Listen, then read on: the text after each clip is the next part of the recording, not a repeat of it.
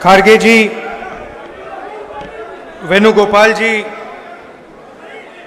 सोलंकी जी, तारिक कर्रा जी, गुलाम अहमद मीर जी, विकार रसूल जी, रमन भल्ला जी, ताराचंद जी, चौधरी लाल सिंह जी, कांग्रेस के हमारे सारे नेता, प्यारे कार्यकर्ता, आप सबका यहां बहुत बहुत स्वागत, नमस्कार।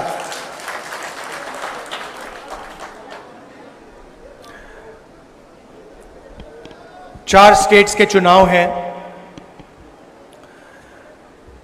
और कुछ दिन पहले खारगे जी और मेरी बात चल रही थी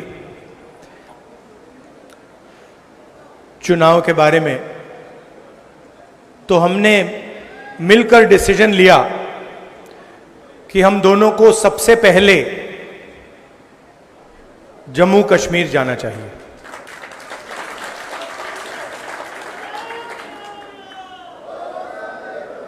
चुनाव के कारण, सिर्फ चुनाव के कारण नहीं, मगर क्योंकि हम जम्मू कश्मीर के लोगों को और देश के लोगों को एक मैसेज देना चाहते हैं।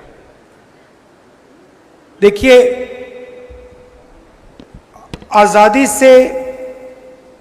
आजादी के बाद पहली बार किसी स्टेट को यूनियन टेरिटरी बनाया गया है। मतलब हिंदुस्तान में स्टेट्स को डिवाइड कर दिया गया। उत्तराखंड बना, झारखंड बना, तेलंगाना बना, यूनियन टेरिटरीज को स्टेट में बदल दिया, मगर कभी भी स्टेट से यूनियन टेरिटरी नहीं बनी। मतलब हिंदुस्तान की हिस्ट्री में रिप्रेजेंटेशन का बढ़ावा ही हुआ है, ज्यादा रिप्रेजेंटेशन दिया गया है। झारखंड के लोगों को रिप्रेजेंटेशन दिया गया, तेलंगाना के लोगों को रिप्रेजेंटेशन दिया गया, मगर एक ही उदाहरण है जहां लोगों से रिप्रेजेंटेशन छीना गया, वो है जम्मू कश्मीर। हिस्ट्री में यह पहली बार हुआ है और इसका नतीजा आपने देखा है। एडमिनिस्ट्रेटर कहते हैं, मगर सचमुच में उनको महाराजा कहना चाहिए, एम्परर कहना चाहिए, किंग कहना चाहिए। और पूरा का पूरा जो फायदा हो रहा है वो जम्मू के लोगों का नहीं हो रहा है, कश्मीर के लोगों का नहीं हो रहा है, बाहर के लोगों का हो रहा है।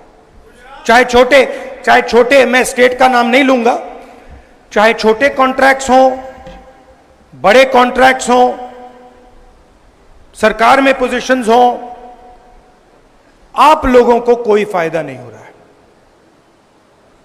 आप लोगों को सिर्फ नुकसान हो रहा है।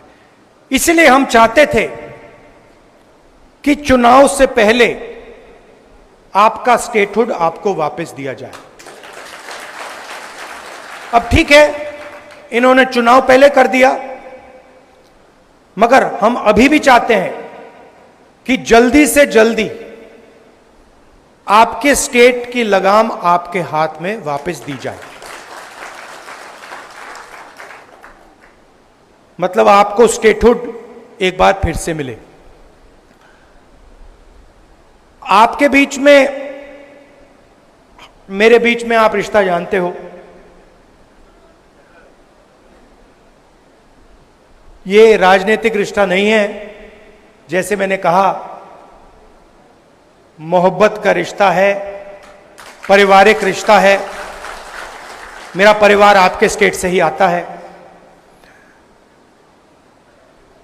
तो आपको यह सोच के चलना है कि दिल्ली में आपका सिपाही मैं हूं। जो भी आप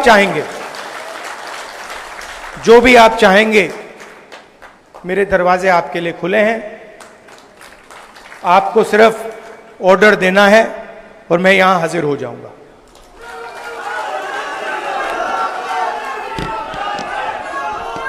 देखिए, शायद रमन भल्ला जी ने कहा ठहर जाइए मैडम, खत्म करने दीजिए। अभी नहीं मैडम, बाद में कर लेना, डिस्टर्ब मत कीजिए। रमन भल्ला जी ने कहा, उन्होंने कहा कि देखिए मैं कांग्रेस पार्टी का सिपाही हूं। रमन भल्ला जी, आप सिपाही नहीं हैं, आप कांग्रेस पार्टी के जनरल हैं। और आप जैसे अलग अलग जनरल खड़े हुए हैं यहां पे।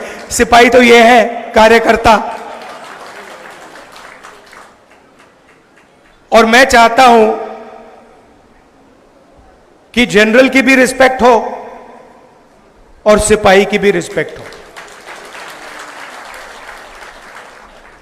गठबंधन हो रहा है, मैं चाहता हूं कि जो भी गठबंधन हो उससे हमारे कार्यकर्ताओं को, सिपाहियों को और हमारे कमांडर्स को रिस्पेक्ट मिले, इज्जत मिले। आप लोग हमारे लड़ते हो और यह विचारधारा की लड़ाई है। कांग्रेस पार्टी की विचारधारा और आरएसएस की विचारधारा के बीच में लड़ाई है।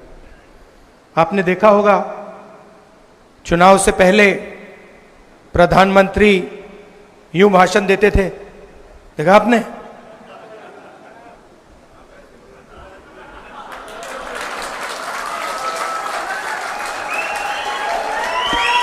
मैं आपको बता रहा हूं, आप गलत फहमी में मत हो। कांग्रेस पार्टी के कार्यकर्ता ने, मैं बता रहा हूं आपको, कांग्रेस पार्टी के कार्यकर्ता ने हिंदुस्तान के प्रधानमंत्री से कॉन्स्टिट्यूशन पर ऐसे ये करवा दिया। ये आपकी देन है, आपका काम है।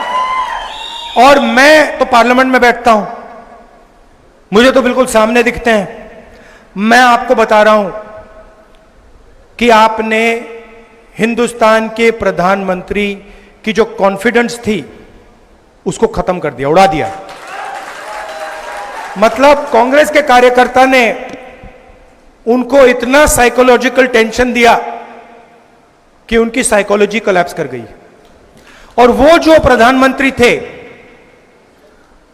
सच्चाई है, पूरा देश देख पा रहा है, जो चुनाव से पहले प्रधानमंत्री थे, जिनका डायरेक्ट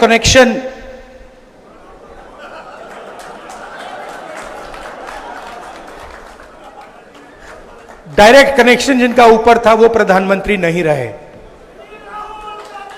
और ये आप लोगों का काम है। क्यों? क्योंकि कठिनाई के समय, जब कठिनाई थी, जब आपकी विचारधारा पर आक्रमण हो रहा था, तो आप लोग कांग्रेस पार्टी का झंडा लिए घूम रहे थे। यह सच्चाई है। बहुत सारे लोग झंडा फेंक कर भाग गए। आप नहीं गए, आप खड़े रहे। आपने लाठी खाई, गोली खाई, गाली खाई, मगर आप 1 इंच पीछे नहीं हटे।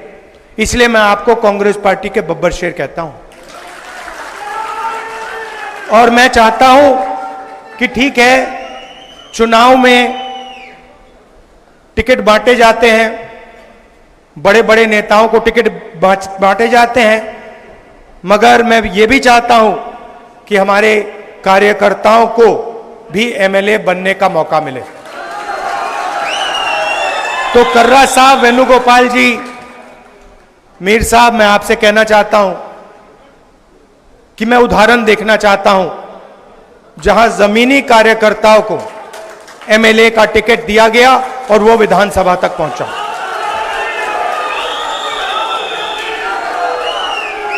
पूरे देश में बीजेपी के विचारधारा ने बेरोजगारी फैला दी है। आपको फर्स्ट हैंड दिख रहा है, जम्मू में भी बेरोजगारी फैलती जा रही है, महंगाई बढ़ती जा रही है। पूरे देश में हम इनसे लड़ रहे हैं। जहां भी आप नोटिस कीजिए, चुनाव के बाद जहां भी ये कोई बदमाशी करने की कोशिश करते हैं, जहां भी बदमाशी करने की कोशिश करते हैं हम उनको वहां सामने खड़े मिलते हैं। ये लैटरल एंट्री का किया ना इन्होंने, अदानी जी की मदद करने की कोशिश की ना, वहां पे हम खड़े हो गए, उसको कैंसिल कर दिया। तो हम इनको छोड़ने वाले नहीं हैं। अगर इन्होंने थोड़ी सी भी बदमाशी की, कांग्रेस पार्टी के सारे कार्यकर्ता इनके सामने खड़े दिखाई देंगे और जो बिल, गलत बिल एक पास करने की कोशिश करेंगे, उस बिल को हम रद्द करवा देंगे। हम ऑपोजिशन में बैठे हैं, मगर सरकार को कांग्रेस पार्टी का कार्यकर्ता चलाएगा। आप सबका अच्छा देखिए, एक और लड़ाई है, जम्मू का कल्चर है, जम्मू की हिस्ट्री है। यहां माता वैष्णो देवी की ये जमीन है। आपका जीने का तरीका है, आपका सोचने का तरीका है, वो अलग है। जम्मू का अलग है, केरल का अलग है, कर्नाटक का अलग है, उत्तर प्रदेश का अलग है। हम चाहते हैं कि हर जगह का कल्चर, उनकी हिस्ट्री, उनकी भाषा, इन चीजों की रक्षा हो। हम चाहते हैं कि आपकी आवाज आपकी सरकार में हो, और जो आप चाहते हैं जम्मू कश्मीर के लिए, जो आप चाहते हैं, जो आपके दिल में है, वो हो। अब बीजेपी की दूसरी सोच है, वो पूरे देश को नागपुर से चलाना चाहते हैं। वो सोचते हैं कि रिमोट कंट्रोल से पूरा देश चले, चाहे जम्मू कश्मीर हो, चाहे महाराष्ट्र हो। भैया, ये जो आप शिकायत दे रहे हो ना कि बाहर के लोग पूरा का पूरा फायदा उठा रहे हैं, आप महाराष्ट्र जाइए, वहां पूछिए, वो भी आपको यही कहेंगे कि भैया महाराष्ट्र में भी बाहर के लोग फायदा उठा रहे हैं। तो ये सिर्फ आपके यहां नहीं हो रहा है, ये इनकी सोच है, सेंट्रलाइज करने की सोच है। हमारी सोच डिसेंट्रलाइज करने की है। हम चाहते हैं कि पंचायती राज हो, मनरेगा हो, पंचायतों में आपके डिसीजन लिए जाएं, विधानसभा में आपके डिसीजन लिए जाएं, लोकसभा में आपकी आवाज पहुंचे। कभी कभी हमारी पार्टी में प्रॉब्लम हो जाती है, मैं खुल के बोल रहा हूं, कभी कभी कॉन्ट्रडिक्शन हो जाता है। कोई हमारा आदमी कहता है नहीं भाई मैं तो महाराष्ट्र की बात करूंगा, और पार्टी में टेंशन होती है, हम कहते हैं नहीं तुम बोलो, तुम्हें करना है, तुम खुल के बोलो, तुम्हें अपना मुद्दा उठाना है, हम मैनेज करेंगे। तो हम किसी की आवाज दबाने की कोशिश नहीं करते हैं। और मीडिया में हमारा नुकसान भी होता है। कभी कभी लोग कहते हैं देखिए कांग्रेस पार्टी में अलग अलग विचारधाराएं हैं। अलग अलग विचारधारा हैं क्योंकि हम पूरे देश को चलाते हैं और हम चाहते हैं कि देश के लोगों की आवाज, अलग अलग भाषाएं, अलग अलग जात, ये सब सुनाई दे। तो मैं ये आपसे कहना चाहता हूं, हम स्टेटहुड चाहते हैं। हम चाहते हैं कि जो आपके दिल में है, जिस प्रकार से आप अपने स्टेट को चलाना चाहते हो, उसी प्रकार से आप चलाओ। इसीलिए हम ये मैसेज देने आए। दिल से आपका धन्यवाद करना चाहता हूं। आपने कमाल कर दिया। मैं आपको बता रहा हूं, आप कांग्रेस पार्टी के कार्यकर्ताओं ने, शायद आप भी नहीं समझ सकते कि आपने किया क्या। मैं यहां से देख रहा हूं और मैं कह रहा हूं कि कांग्रेस पार्टी के कार्यकर्ता ने हिंदुस्तान के लोकतंत्र को बचाया है, डेमोक्रेसी को बचाया है। अभी एक दो और कदम लेने हैं, वो आप ले लोगे, मगर आपने इस चुनाव में कॉन्स्टिट्यूशन को और हिंदुस्तान के लोकतंत्र को बचाया है। इसके लिए मैं आप सबको दिल से बधाई देना चाहता हूं। धन्यवाद। जय हिंद। नमस्कार।